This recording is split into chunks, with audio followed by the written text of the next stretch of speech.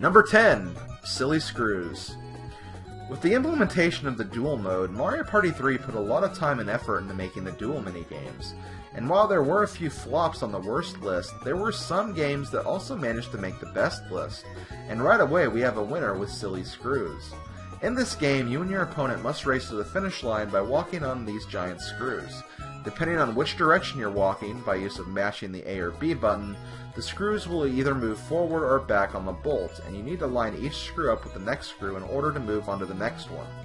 This minigame is pretty heavily timing based, as someone who has a feel for this game can pretty much time and guess how far they need to move so the screw doesn't come up short or go too far in lining up with the next one. But it's still a really fun game to play and test your skill with others, which is why I managed to make the list. Number 9. Vine with Me. There does seem to be a lot of duel minigames based around the concept of racing your opponent to the very end of the course, and Vine with Me is very similar to Silly Screws in that aspect. You are racing on a bunch of swinging vines, and in order to reach the end, you must time it so you grab onto the next vine as soon as it gets close to the vine you are already swinging on. With that being said though, there is a bit of a pro strat for this game, where if you time your release just right, you can let go of your vine and land on the next one early. Doing this is a big risk though, because if you mess up, you do waste a few seconds in getting reset back on the vine you were swinging on before. But if you do make the jump, you will significantly be making better time than your rival. So much like Silly Screws, a really good competitive game for you and your opponent.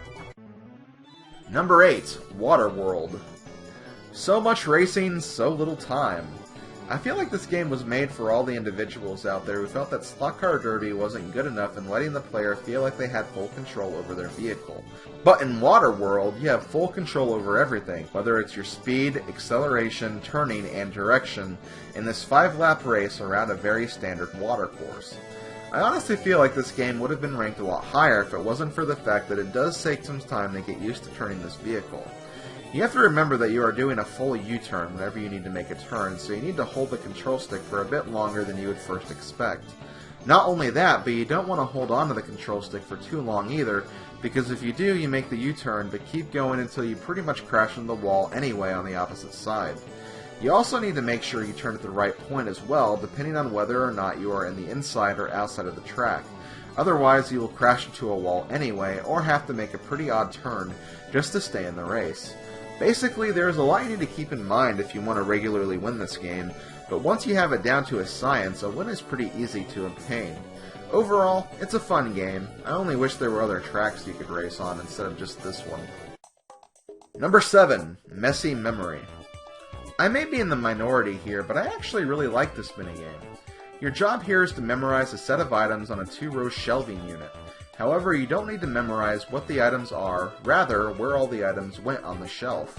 There are 10 items to memorize, and you have a limited time to place them, so you better pay attention at the very beginning, or at least have a pattern ready to use in determining where most of the items go before leaving it up to luck or chance. A lot of the items are really basic, and most of them consist of Mario hats and character-specific objects, like Donkey Kong's tie or Yoshi's egg. So depending on the setup, you can form your own methods and patterns for remembering how each item goes. Whether it's paying attention to only the items in the middle, only the items on the sides, separating the items by color, there are numerous ways you can do this minigame, and that is why I like it so much. I also like how when you are done, or at least thinking, you can close your curtain so the other players cannot see your progress. Of course, the second you open your curtain, they will be taking peeks, but you can also try throwing them off by putting an item in the wrong position until the very end. Overall, I just really like the idea of this game and how dynamic it can be. So Taryn, what do you think of the Mario Party 3 best list so far? Meh. If you're gonna be like that, why don't you just go play another playthrough of Fire Emblem 7 instead of playing any of your other new games? Fine, I think I will. Number 6, Mario's Puzzle Party. When I saw that they were trying to make a minigame based off of Tetris or other block puzzle games, I knew this game was going to be one of my favorites. And while there are other puzzle-based games and other Mario Parties that I prefer more than this one, Mario's Puzzle Party is still a very solid game and definitely one of the most memorable minigames in the history of the series. In this game, you must be the first player to score 100 points. How do you score points? By making matches of blocks with the same color. At first it may seem slow going, seeing how making matches will only give you 2 points at first, but if you can manage to create combos where one match will immediately lead another match, your points will start to get exponentially better. So the key is not necessarily to see how many matches you can get, rather to chain and combo your matches to get as many points as possible in a single cleanup. When it comes to getting chains and combos in block puzzle games, I will admit that it's not really my forte, as you could probably see from my Kirby's Avalanche playthrough. But if I can at least respect this game for what it tries to do. Sometimes having a field filled with blocks can work to your advantage, as you may end up getting a giant combo without realizing it. And not only that, there are also thwomp blocks that squish 2 columns of blocks at once, potentially leading to some other matches down the road. So even if you aren't the best at puzzle games, there are still plenty of chances and opportunities for you to pick up a win on this one. Just don't be surprised if you manage to do it without realizing it. Number 5. Picture Imperfect. Facelift was one of the best minigames in both Mario Party 1 and Mario Party 2, and although it was absent from the third installment, we did get a very similar game in the form of Picture Imperfect. Your goal in this game is to restore the face of Toad, Wiggler, or Mario by hitting a dice block when the picture stops on the correct set of facial features. If you stop on the right features, you get a full 10 points, while you get less if you stop on other ones.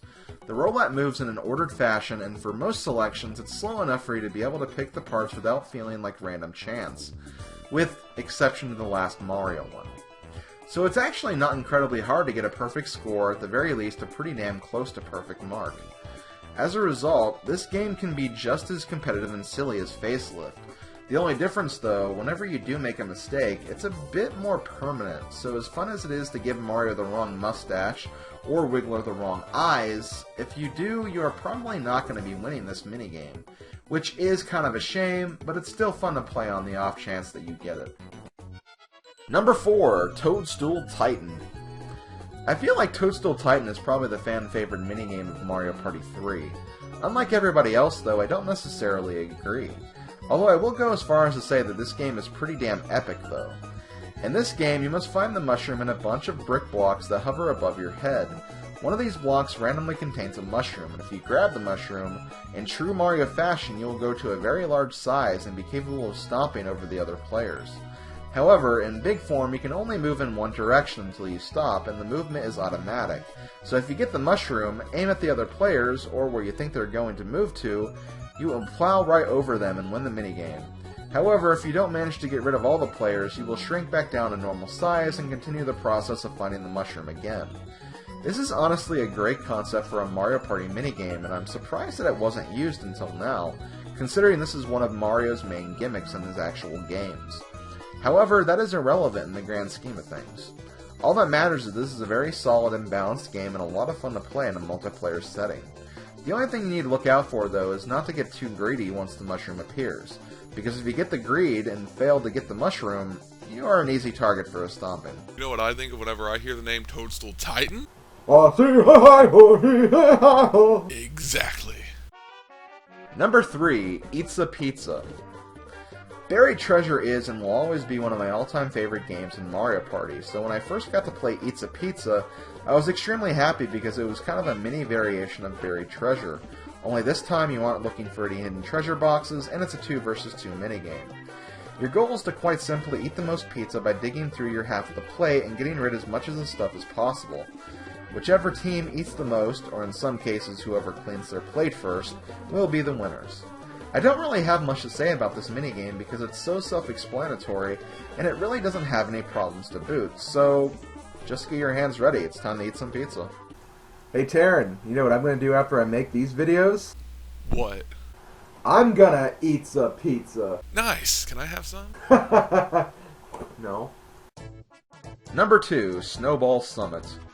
Like I said in the Mario Party 2 lists, battles to the death are usually the best kinds of minigames in Mario Party.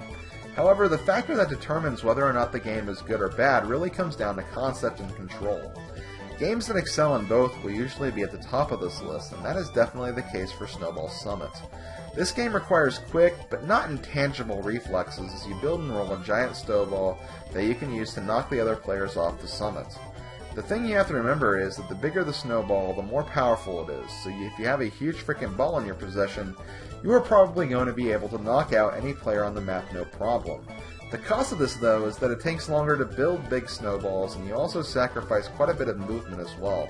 So in other cases, it may be wise just to build a smaller snowball and use it at the edge of the cliff when another player isn't expecting it. The impact won't be as great, but it may be enough to knock them off anyway. And even if it isn't, you have some time to make another snowball and knock them off anyway. Another fundamental part of this game is defense as well. Sometimes it may be wise just to make a small snowball to shield yourself from a bigger one, as any size will usually stop a larger variant. This can lead to many exciting death matches on top of the snowy peak. Number 1. Chip Shot Challenge. If this doesn't make it obvious, I am a huge fan of golf, and Chip Shot Challenge actually took me by surprise when I first saw it. The goal of this game is to hit a golf ball as close to the hole as possible, or in some cases inside the hole, if you have the right power and distance. The real challenge of this game comes down to how well you can read the shot meter. You need to aim your shot properly if you want to get close, and that's all you really can do. So it becomes a constant battle with yourself on whether or not you try to aim a bit short, so you have a chance to creep up on the hole, or go for broke and risk the possibility of going right past the hole. You only get one shot at this, so you need to make your shot count, and I think that is what I like most about this game. It's not a matter of just swinging at something that looks close enough. You actually take the time to look at your shot and make adjustments before you need to swing, giving you plenty of time if you're just not that confident yet. The only potential problem I see with this game is the fact that once one player manages to get a perfect chip shot, chances are that everyone else is going to try and copy that same exact shot at the same exact power level and direction. This is especially true with AI and hard computer players.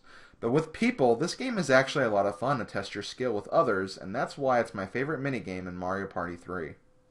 So you see, even for a game with some pretty bad minigames, Mario Party 3 manages to have some truly excellent minigames as well, and I think this list definitely proves that. However, we've still only covered half of the Mario Party experience, so join me tomorrow when I cover the boards of Mario Party 3.